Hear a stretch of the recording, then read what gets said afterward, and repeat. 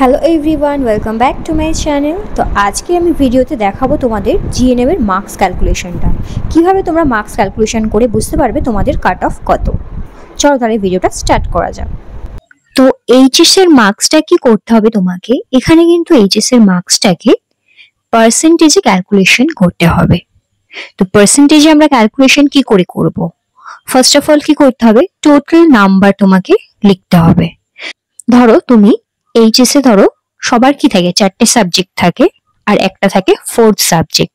তো সেক্ষেত্রে তোমাকে কি করতে হবে, টোটাল সাবজেক্টটাই ইনক্লুডিং 4th সাবজেক্ট, মানে 4th সাবজেক্টটা নিয়েই তোমাকে পুরো টোটালটা করতে হবে। টোটালটা করে যা হবে সেটা তুমি এখানে লিখবে, ঠিক আছে? 4টে সাবজেক্ট থাকে, 4th সাবজেক্ট যেটা থাকে তো সেটাকে তোমরা নেবে, নিলে তোমার 5টা সাবজেক্ট হয়ে যাবে।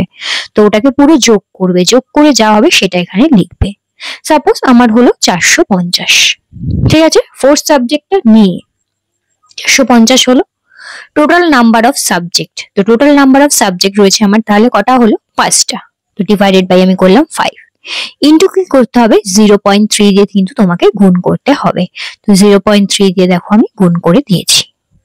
তাহলে কত হচ্ছে, 450 ডিভাইডেড বাই 5 করলে আমাদের বেরোয় দেখো 90, ইন্টু কি করলাম 0.3। তো 0.3 করলে কত হচ্ছে, 27।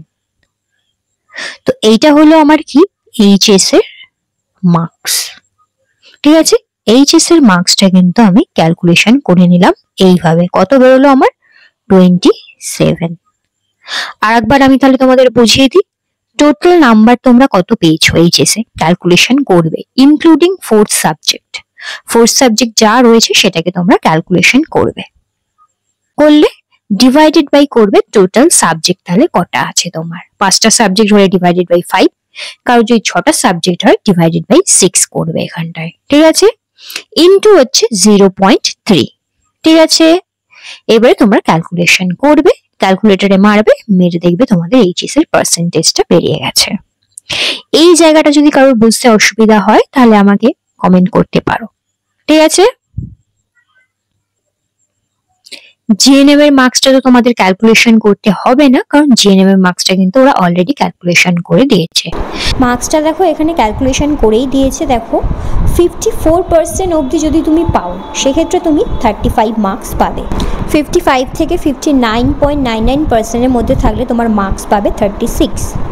60% থেকে 64.99 এর মধ্যে যদি থাকো সেক্ষেত্রে তুমি মার্কস পাবে 37। আর 65 থেকে 69% এর মধ্যে থাকলে তোমার মার্কস হবে 38। 70% থেকে 74% এর মধ্যে যদি থাকো সেক্ষেত্রে 39। আর 75% থেকে 100% এর মধ্যে যদি তোমার পার্সেন্টেজ হয় সেক্ষেত্রে তোমার মার্কস হবে 40। এবার ধরো তুমি জিএনএম এ 65% মার্কস পেয়েছো, তাহলে তোমার এখানে কত মার্কস হবে? দেখো 65 থেকে 69 থাকলে মার্কস দেখাচ্ছে দেখো 38। তাহলে এবারে আমি কি বসাবো, আমার মার্কস জিএনএম এর মার্কস হবে 38। সাপোজ তোমার জিএনএম এর মার্কস বেরোলো কত, 38, ঠিক আছে? এইচএস এর মার্কস হলো প্লাস হলো কি জিএনএম এর মার্কস, ঠিক আছে? এরপর কি হবে, এরপর হবে তোমাদের ডিপ্লোমার মার্কস। ডিপ্লোমাতে তোমরা কত পাবে? তো ডিপ্লোমা কি কি হতে পারে, ডিপ্লোমা যারা জিএনএম করার পর যারা ডিপ্লোমা করেছো, যদি করে থাকো তাহলে তোমরা 5 মার্কস পুরো পেয়ে যাবে। যদি ডিপ্লোমা করে থাকো তাহলে 5 মার্কস কিন্তু পুরো পেয়ে যাবে। যদি না করে থাকো ডিপ্লোমা তাহলে কিন্তু এই মার্কসটা তোমরা পাবে না, ঠিক আছে? লাস্ট কি হবে, লাস্ট যে মার্কসটা তোমার ক্যালকুলেশন হবে সেটা হচ্ছে এক্সপিরিয়েন্স, ঠিক আছে? এক্সপিরিয়েন্স, এক্সপিরিয়েন্সের মার্কস কিন্তু এখানে ক্যালকুলেশন হবে। এবার ধরো তোমার এক্সপিরিয়েন্স রয়েছে 1 বছরের, সেক্ষেত্রে তুমি কত মার্কস পাবে, 2। 2 বছরের মার্কস, 2 বছরের এক্সপিরিয়েন্স আছে সেক্ষেত্রে তুমি কত পাবে, 4, ঠিক আছে?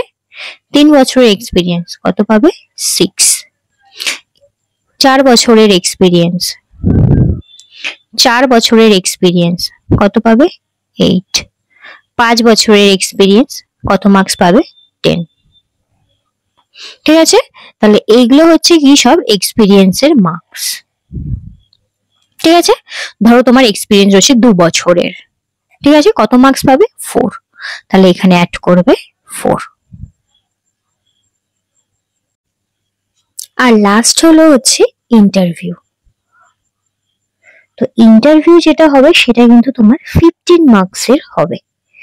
15 মার্কসের কিন্তু হবে কি তোমার ইন্টারভিউ।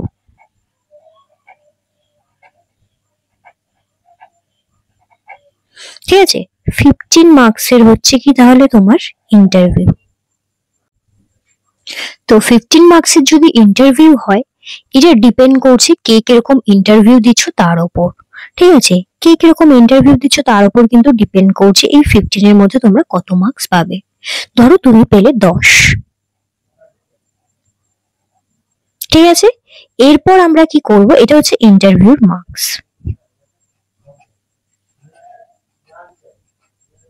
ঠিক আছে, তো আমাকে কি করতে হবে, এবারে এই যে টোটালটা রয়েছে এটাকে টোটাল করতে হবে। টোটাল করে দেখতে হবে যে কত মার্কস হচ্ছে। টোটাল করলে যেই মার্কসটা হবে সেটা হচ্ছে গিয়ে তোমার ওভারঅল মার্কস। তো ফার্স্ট এইচএস এর মার্কস ক্যালকুলেশন করবে, দেন জিএনএম এর মার্কসটা কিন্তু দেখতেই পাচ্ছ অলরেডি দিয়ে দিয়েছে নোটিশটার মধ্যে, সেখান থেকে দেখে নেবে কত পার্সেন্টের মধ্যে তুমি রয়েছো, তাহলে সেটা জিএনএম এর মার্কস ক্যালকুলেশন করবে। এরপর ডিপ্লোমা। ডিপ্লোমা মানেটা কি, জিএনএম এর পরে ধরো কেউ অঙ্কোলজিতে ডিপ্লোমা করলো, কেউ সাইকিয়াট্রিস্টে ডিপ্লোমা করলো, তারপরে কেউ ধরো থোরাসিক কার্ডিও বিভাগে ডিপ্লোমা করলো, 1 ইয়ারের ডিপ্লোমা করলে কিন্তু তোমরা এখানে টোটাল ফুল মার্কসটা 5 পেয়ে যাবে। বেশিরভাগ কেউ করে না, তাই 5 মার্কসটা পায় না, তো যদি করে থাকে তাহলে 5 মার্কসটাও পাবে, ফুল পাবে।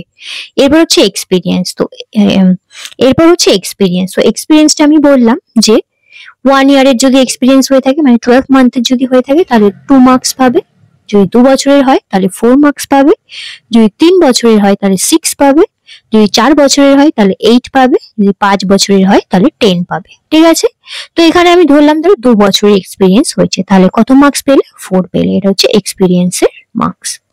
লাস্ট হচ্ছে তোমার ইন্টারভিউ। ইন্টারভিউটা কত মার্কসের হবে? 15 মার্কসের কিন্তু ইন্টারভিউ হবে।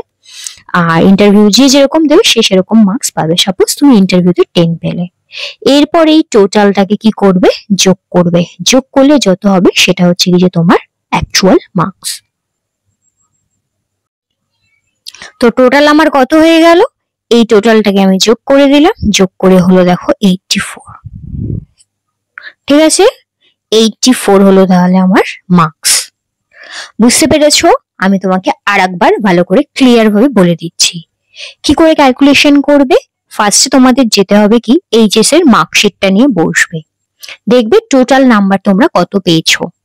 এইচএস এর মার্কশিটে কিন্তু 4 সাবজেক্টটা যোগ করা থাকে না, মানে 4 সাবজেক্টটা বা অ্যাডিশনাল সাবজেক্ট যেটা থাকে সেটাকে তোমরা যোগ করে নেবে। যোগ করে নিয়ে দেখবে কত হচ্ছে, যত হবে সেটাকে বসাবে এখানটায়।